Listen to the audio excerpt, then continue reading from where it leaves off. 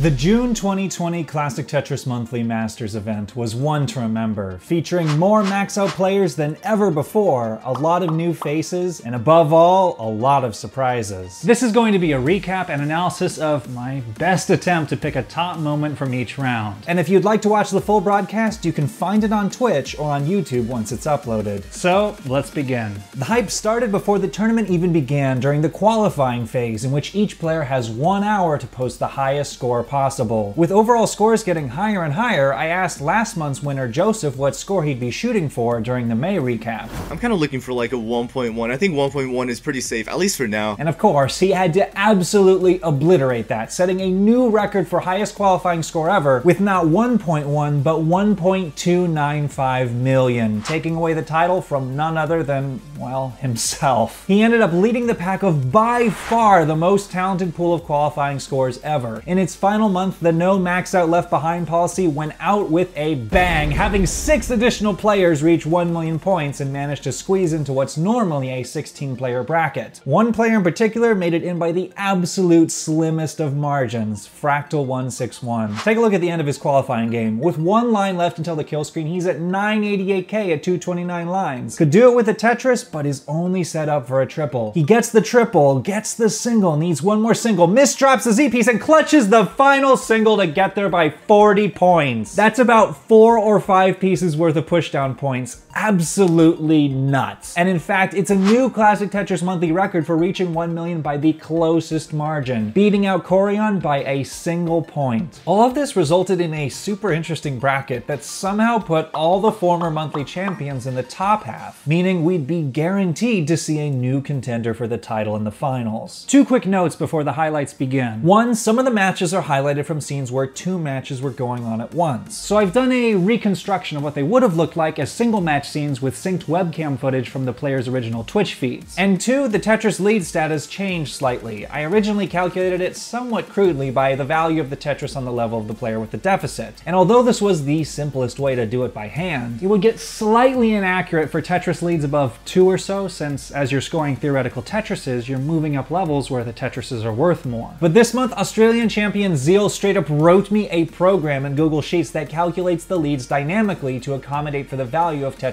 on future levels. He's a legend. I'll have a link to his channel in the description. All right, now on to the highlights. With all the matches in round 0, it was hard to pick a single game, but I think I have to go with Fractal161 versus Grape. After grinding out a difficult win in Game 1, Fractal was playing for maximum pace at the beginning of Game 2, and a misdrop high up caused him to top out at just 3,800 points. Near the end of the deciding Game 3, Fractal's ahead by 107,000 points, but is also 11 lines ahead. Grape might have enough time to close this gap if he can keep pace with Fractal, and the pressure is on Fractal to get as many Tetrises as possible here without risking topping out. Grape starts out with a Tetris to knock the lead down to just over 2, and Fractal has to set up a delayed burn, but answers right back with a Tetris of his own. Grape gets the long bar for his double wide well to prevent him from needing any burns, and gets another Tetris to inch closer in pace. But Fractal is set up for another Tetris, and this time Grape has to take a double with another double wide well, and Grape is still double long bar dependent if he's trying to avoid burns. Going to have to take some singles here, and Fractal is on fire! Tetris ready again. Grape knows he cannot burn, is sacrificing his parity hard here to stay clean, and tries to avoid setting up a guaranteed long bar dependency by stacking on the 10th column, but now he'll have to go for a dirty Tetris to avoid burns, and it's not going to happen. Fractal has a final kill screen Tetris to finish with an amazing 985,000, about half a Tetris short of a max out, and Grape's burns are causing his chances to slip away. He's going to have to go ham on the kill screen to have a chance now. He realizes it's time to set up a center well. It's too late to burn down before 29, and there it is, a final Tetris into the kill screen. Now it's just survival time, and oh, just misses the tap with the L to the left for a double, and that's the game. In his debut match in the Masters event, Fractal clutches out the final game in dramatic fashion against a tough fight put up by Grape. Fractal will go on to make it all the way to the quarterfinals, and definitely looks to be a player to watch for in the coming months. So once things had been resolved to the bracket of 16, what remained was this group of death at the top, with Joseph, Corion, Nenu, and Tristop all fighting for a single spot in the semifinals. And here's the crazy thing, Joseph and Nenu are top-tier Hall of Fame players, players in this tournament. Both have won monthly titles. Neinou's played 31 total matches, Joseph has played 35, and this was their first time ever facing each other in the round of 16. Yeah, this is gonna be the highlight for this round. In game 1, Joseph pulled off some crazy burns at the top of the screen, but eventually a double flip caused a pre-transition top out to give game 1 to Neinou. After fighting back to take game 2, the stage was set for an all or nothing decider. Just after the transition, both players are on a furious pace. A double max out is definitely in the cards, and they both know that could be what it takes to walk away with the win. Joseph's stack is a little high, but he's about to clean that right down with a dirty Tetris to take a 3 Tetris lead. And Neinou gets the last long bar he's going to see for quite some time, of course, though he doesn't know that yet. And Joseph has to take a few burns here and gets clean to be Tetris ready and gets a Tetris for a 4 Tetris lead. He's nearly 20 lines ahead of Neinou, however, who has a perfect high stack and sticks a Z perilously and gets back-to-back pole vaults with J pieces to stay alive. Without the left being built out, he's not going to be able to do many more delayed burns. Now his screen real estate is rapidly filling up and finally gets a Tetris, a 35-piece drought, and suddenly Joseph is in trouble. If he tops out here, Neinou can play it safe and easily take the game. And Joseph hangs an L and is going to top out, but Neinou can't get the tap on a crucial long bar to the left and is going to top out at nearly exactly the same time. Joseph manages to barely hang on, and his reward for making it past Neinou? Dude, what the heck? I have to play Corion? Joseph managed to beat Corion 2 games to none, but the biggest fireworks were perhaps happening off screen when the power went out at Jake's house after a nearby explosion, leaving tournament organizer Van Dweller scrambling to adjust the scheduled playing order to try and buy Jake some time to get his power back on. Although Jake unfortunately had to eventually withdraw, the silver lining was that Van Dweller was joined on the mic this month by special guest Adam Cornelius, one of the top organizers of the World Championships, who helped fill the airtime by sharing some of the first details about what the World Championships this year are going to look like. What do you think about, I could go ahead and make some announcements about CTWC 2020 while you're setting this up? Yeah, let's do that, because I think people are dying to hear what's going to happen. Yeah, so if you don't know, really early on, Portland Retro Gaming Expo was canceled, and they've been hosting CTWC since 2012. So naturally that threw off our typical plan.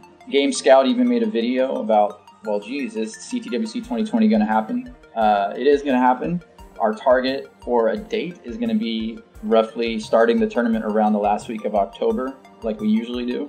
And we've not announced this yet, but the entire tournament is going to be online.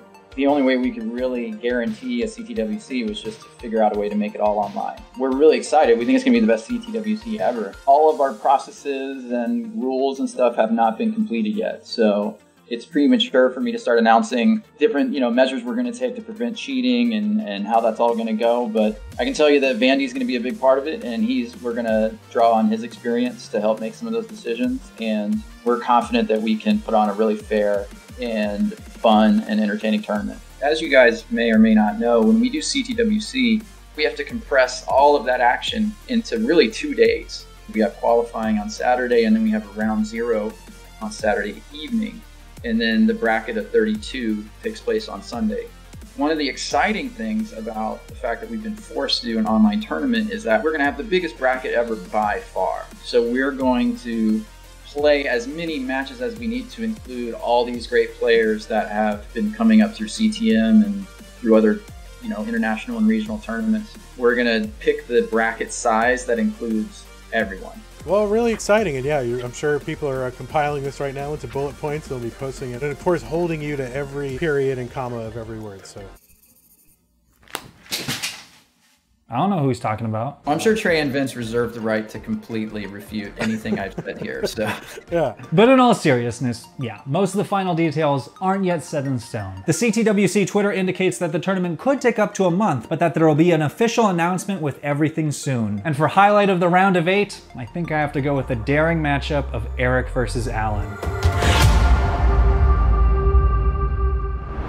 After Alan took game 1, Eric is doing everything he can to stay on pace in game 2. Up near the rafters with a tough stack, Eric sets up an unbelievable dirty Tetris. Let's take a look at the replay. Because of the way the long bar rotates, Eric needed to hyper tap it all the way to the side first and then spin it into position, otherwise it would have snagged and caused a top out. Mere moments later, Eric gets another dirty Tetris to emerge from an incredibly difficult board, not only alive, but with points. Approaching the transition, however, Alan has managed to build up a healthy 5 Tetris lead, and Eric's board is going to require some burning to get clean. Perhaps feeling the pressure of the deficit, he's going to go for a Tetris, wanting to burn down while maintaining pace, going to skim a line, waiting for the long bar, and it's not showing up. Staving off pieces, Eric misses a hyper tap with the S and has nothing to burn. A crucial little drought right at the top of the board causes the top out and gives Alan the victory. He moves on to the semifinals, and Eric put up an admirable fight, but flew a little too close to the sun. And the semifinals were bonkers. The bottom half of the bracket with BV09 versus Garbage Egg deserves a special mention. Check out this moment from game 4. BV is stuck with the dreaded double wide center well up high, where slotting in a long bar, which he has coming next, would create a long bar dependency. So naturally, he avoids doing it. But of course, Murphy's Law, a second long bar comes right away. But now he doesn't want to use the long bar there again because it would still create another long bar dependency. So he slots it dangerously in the middle, gets a nice S-spin, and of course a third long bar comes. Now he's running out of options, so he takes a gamble, slots in the long bar, and immediately gets a fourth long bar to take a dirty double and clean things up, and gets a fifth long bar for the Tetris. What a sequence. I also got to give a shout out to BV for becoming the 7th player ever to complete 19.5 a few hours after I put up my 19.5 video. But for highlight match of the semis,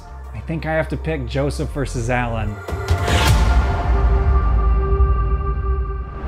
In game 3, Joseph is looking to close out the sweep, and right after the transition, he's well on his way to doing so with nearly a 7 Tetris lead. But it's early enough that anything can happen. Joseph starts things off by setting up a very unusual delayed burn. He's not going to be able to clear it off entirely with the S. Now waiting for the J, there's the J, and he misflips! Suddenly Joseph's in trouble. If he tops out now, Alan will have all the time in the world to chase down the lead. But Alan is getting really high, and he's long bar dependent in the center, has to plug it, nowhere to do any delayed burns, and gets a long bar in the last possible piece. Got a long ways to clean this up, and Joseph misses an L to the left. If Alan survives, he'll likely win the match, but he hangs a square and both players top out half a second apart. Joseph takes a swig of victory juice and is on to the finals to face a player whose name says garbage, but play says anything but Garbage Egg.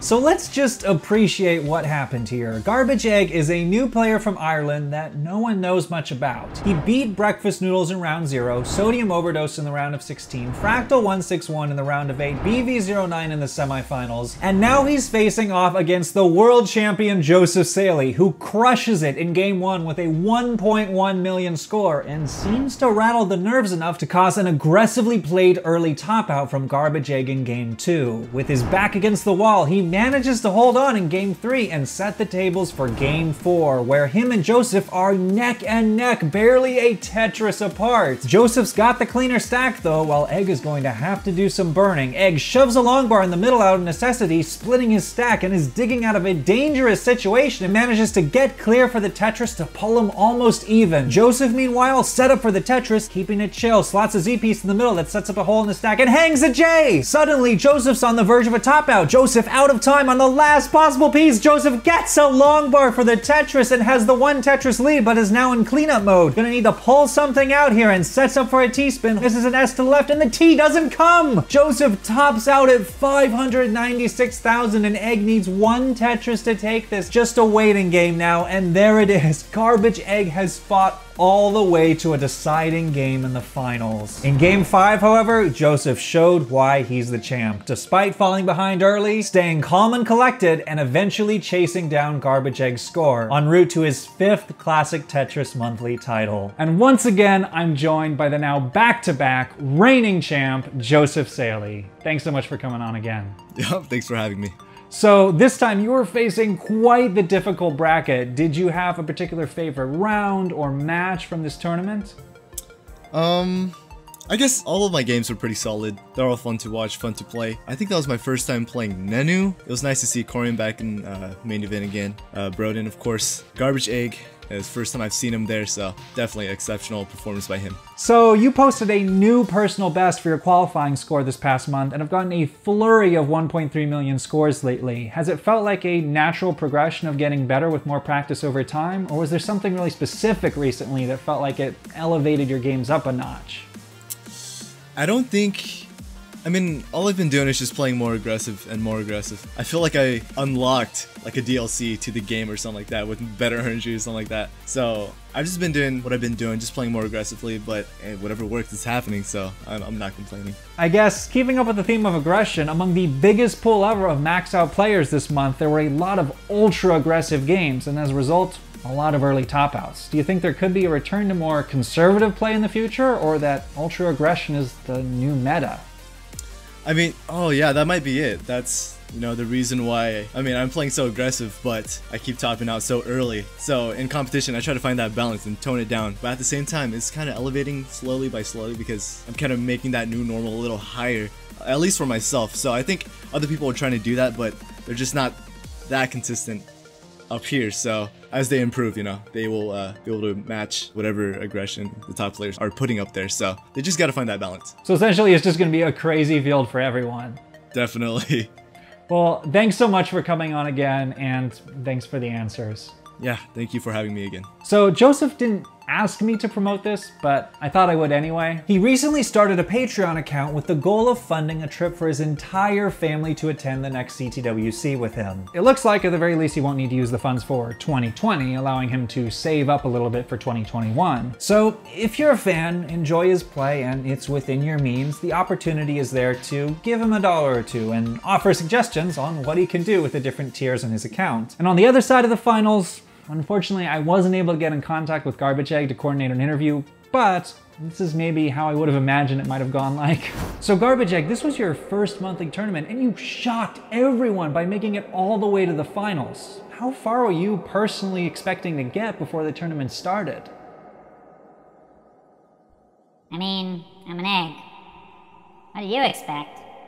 One of the things I definitely noticed making the recap this time around is that for the previous monthly recaps, the obvious choices for the highlights were pretty much always games that ended in double kill screens. But that doesn't have to be the case for the end of a game to be exciting. The tournament organizers made the decision recently to take a month off, meaning there's no CTM in July. But in August, when things return, the no max out left behind policy will be a thing of the past, and every player in that bracket will be the best of the best. It will be a spectacle to watch every single game being played to the absolute limit of what's possible.